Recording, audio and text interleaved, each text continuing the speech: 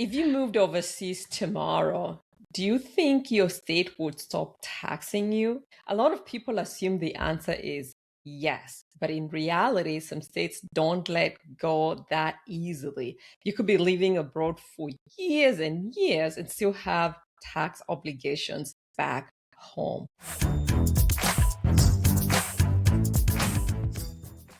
Exactly. And that's what we're going to dive into today. What do you still, or when do you still have to file a state tax return? What triggers it? And how you can avoid unexpected tax bills from a state while living overseas. Hey everyone, welcome back. Today we're talking about state taxes for US citizens and green card holders, basically US tax residents while living abroad. And what we find is this is one of the most misunderstood areas of expat taxes. Most people know they still have to file a federal tax return, but tax state returns are where things get a little bit confusing.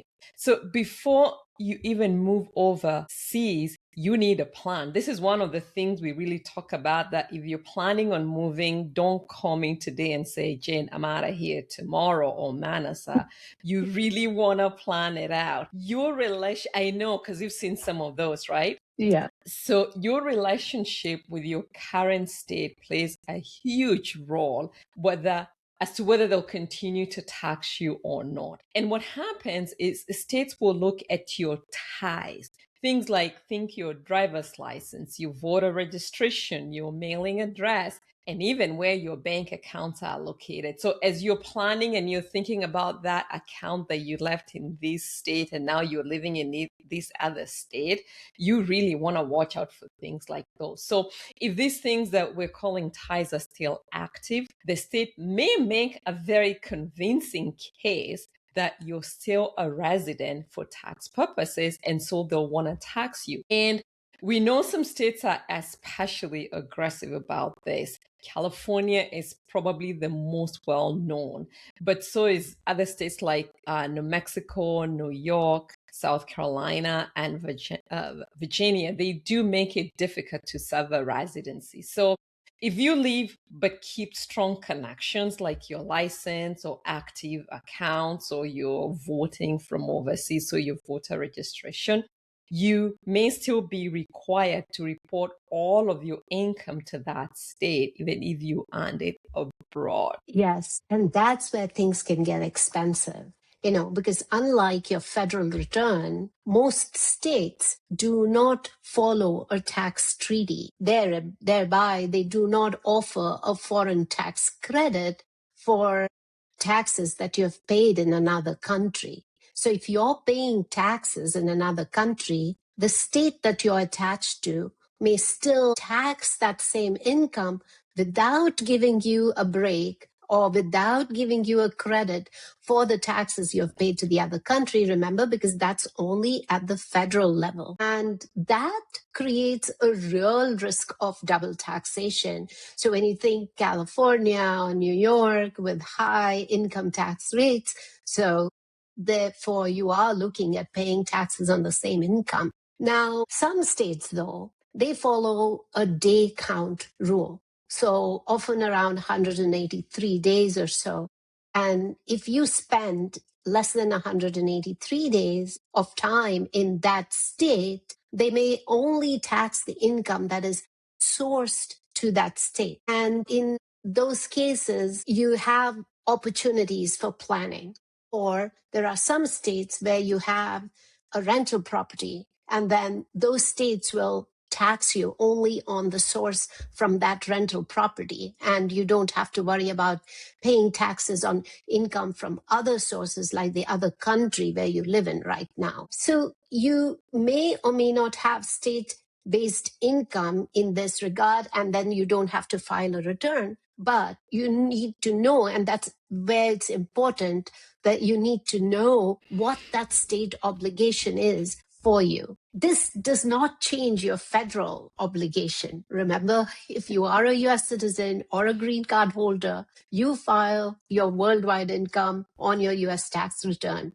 So no matter where you live, right? You still do not get to plan around that. It's the state taxes, of course, that we are talking about today. Right. And so you've actually, I was hoping you'd mention that. So you've mentioned it. I won't go into it, the citizenship-based taxation and the worldwide US-based taxation. So then let's go back to the question of what can you do to reduce or avoid state taxes while living abroad? One of the most effective strategies, and this is where now we talk about planning being so key before you leave the country, is to establish residency in a state with no income tax before you leave the US.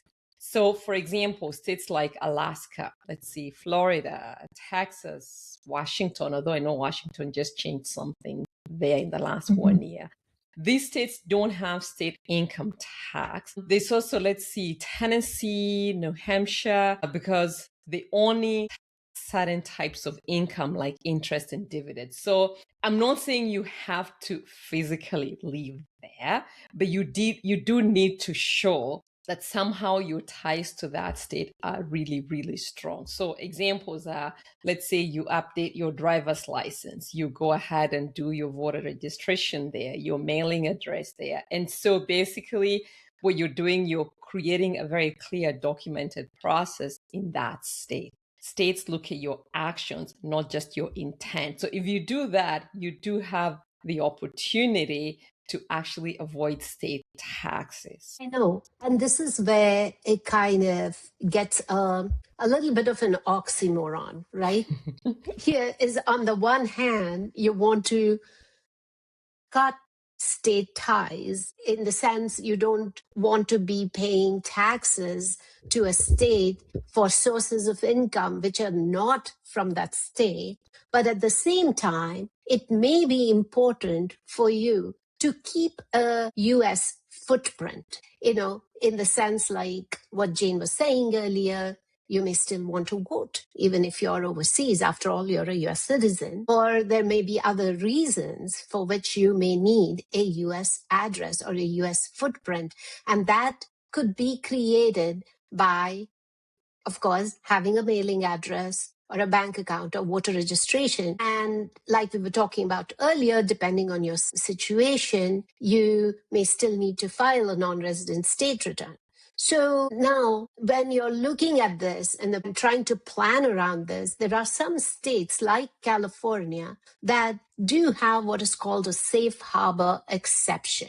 So you do need to stay compliant with taxes, and you do need to do that so that you don't run into trouble later. And these kind of exceptions help you in planning around that. So let's go back to California and the safe harbor exception, sorry. So if you are still claiming California residency, or for some reasons you need to have a tie with California, then you move abroad for employment. You can stay outside of California for at least 546 consecutive days, I suppose, and you may be treated as a non-resident. But these rules are narrow and they are very state specific. Yeah, in this case with California, this is very specific. They want you to be abroad, and it has to be time abroad, has to be work related, and you need to have met very specific conditions. And only if you qualify, you can get that safe harbor exception. So maybe this is a planning opportunity with the state that you want to keep ties to. Maybe they have other exceptions where they will let you, make that election of not having to file all of your worldwide income with that state. But for each state, it's different. So be cognizant of that. I think what I'm hearing you say without saying it is, once you decide, okay, this is the state that I want to move away from or cut ties with, it's a really good idea to work with a tax professional to help you ensure you've kind of, what we say, dotted all your I's and make sure you're really taking advantage of this. Because what happens in a lot of these cases, you make a move and then 2 months down the road, you kind of mess up because you made another move. So it's best to really work with a professional on this. That's kind of, I think, to me, is the key thing. Okay, now let's talk about what happens if you did not know any of this. And again, this happens all the time and you moved a few years ago and you haven't been filing your state taxes, obviously this assumes you're still in a state that requires you to file, to have been filing. The good news is it's fixable. You can fix it. You can go back and file prior year returns to actually get you back into compliance. The downside is that if you owe taxes, there's likely going to be penalties and interest added on top because they will look at this as you just didn't bother filing. But I do think ignoring the issue makes it worse over time. So I think it's really better just to bite the bullet, address it sooner than later, and especially don't let the state contact you to say what's happening with you. That usually makes it worse. Yeah. Yeah. So, like, what you're saying is don't be that ostrich, the Yes, ostrich. Yeah. got it. Yeah. So, I think the big takeaway here is moving abroad doesn't automatically end your state tax obligations. And we see this a lot, right, Jane? Mm-hmm. There was this one client for whom we were battling it out with the state of Indiana because all that Indiana had was that there was a driver's license. And it didn't matter that there was no Indiana state source income. It was just that they had not, Cut ties. cut ties. So Mm-hmm. that happens. Or property taxes, for example. There is a home, it was homesteaded, and now that person is not living there anymore. And somehow the property tax department has talked to the income tax department, and, they're looking at that and they're like, wait a minute.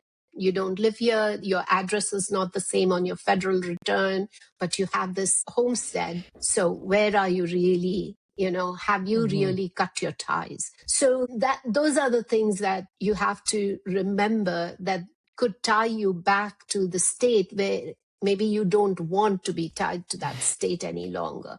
And it's not automatic. There are some actions that you need to put into place.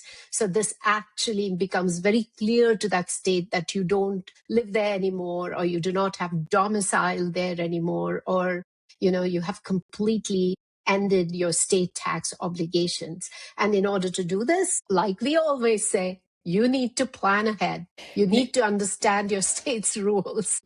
you do. Now, Yeah. you just introduced a word there, domicile. So let's Yes. just address it. So Yeah. we actually have a whole episode on domicile. So domicile is described by IRS as your permanent abode. This is where Hmm.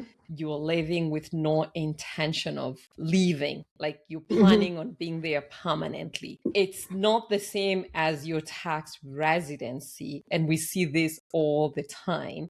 And it Yes. really comes into play, especially when it comes to estate taxes and things like that. So Yeah. you can have multiple residencies, but you can only have one domicile, your permanent abode. And so, to your point, you want to ensure you've moved, I guess, your domicile out, and you want to show them, prove that, yeah, I left, let's say, California, whatever the state is, and I have no intentions of coming back because this is no longer my permanent home. Not temporarily permanent home, but this is no longer my permanent home. Anything else you want to add to domicile? Yes, actually, because you remember earlier we were talking and you very briefly referenced the state of Washington. Yes. And they recently changed their rules as far as the domicile and estates, the Mm, exclusions go. And the state of Washington's estate exclusion is a lot yeah. lower than the federal, which at this point, when we are recording this podcast, is at almost $16 million, which the state of Washington is not. So in those cases where if you still have property or you have established domicile with the state of Washington, these are planning opportunities that, and also things that you actually must do in order to make sure that you don't end up paying a ton of estate taxes to the state. And, you need to put things in place. Like, again, comes back to the planning aspect of this. And of course, things get slightly complicated. It's above your, well, I don't like to say above your pay grade, but then if you're not a professional, tax professional, and you're using DIY software, you know what? I don't know. You should be talking to a cross-border person, a financial planner, a tax planner, an attorney who can kind of walk you through all of these and make sure that you are not going to be hit with a surprise bill from a state that you thought you had left behind, right? Yeah. So I think in summary, and you've made some really good points, is just because you've moved abroad doesn't mean you don't have state tax obligations. You need Mm, to be active and proactive about it if you don't want to be paying certain state taxes. And so the yes. best thing is work with somebody so they can help you cut those ties. And I think I'm good with that. Anything else you want to add, or should we close it? Absolutely. We can close this. A very, very short and sweet episode about cutting state ties if you're moving abroad. And if you found this episode really helpful, dear listener, please pass it on, share it with friends and family, with anybody else who you think is looking for answers on cross-border tax and financial questions. And go to our website and check it out. We've got a whole lot of goodies on our IM store called the Digital Grinds. So keep listening, keep sharing, and we'll catch you again next time in 2 weeks. Bye for now.